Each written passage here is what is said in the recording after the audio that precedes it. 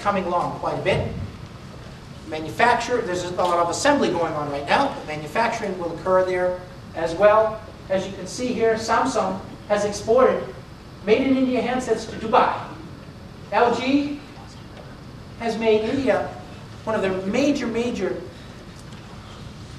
Asia-Pacific regional distribution areas.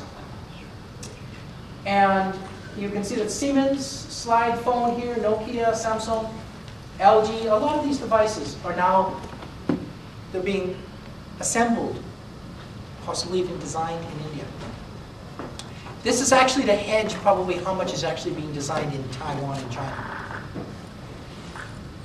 There's more than politics involved in India and China.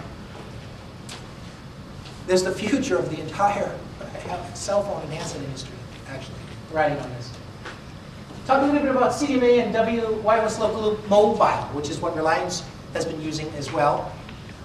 Capturing, as you can see here, what Reliance is doing is bringing wireless telephony to regions of India where they've never seen a cell phone.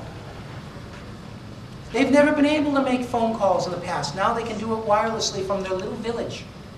It's enabling, it's empowering these little villages.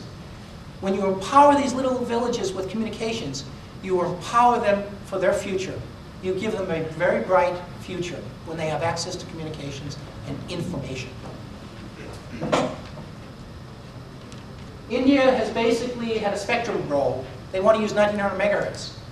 And the GSM associations are saying, you can't do that. GSM is 1800. It's supposed to be 1800. Well, what are we using in America? Basically, this is, I think this is still ongoing.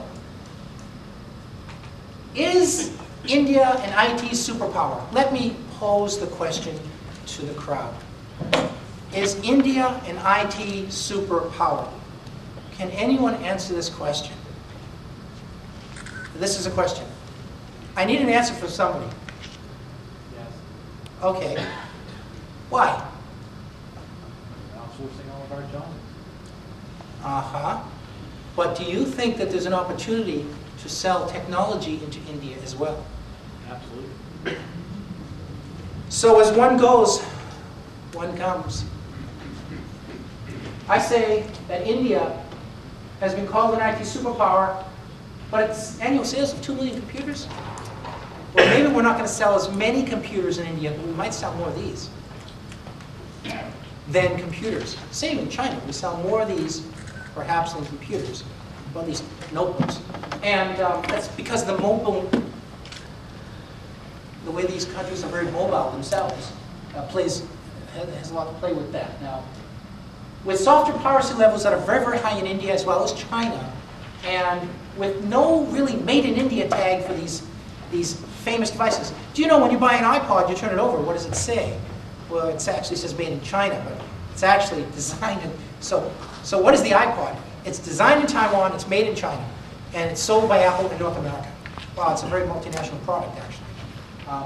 But when you see made in Taiwan now, it doesn't mean garbage anymore. It used to be that way. Same with Japan 30 years ago, 40 years ago. So one day, do you think it's possible that made in India will perhaps represent the highest quality manufacturer? It's very possible. It's very possible. India needs to make its diversity work for itself. It's not an IT superpower. It's not an IT superpower, not yet anyway. However, it could be the world's back office.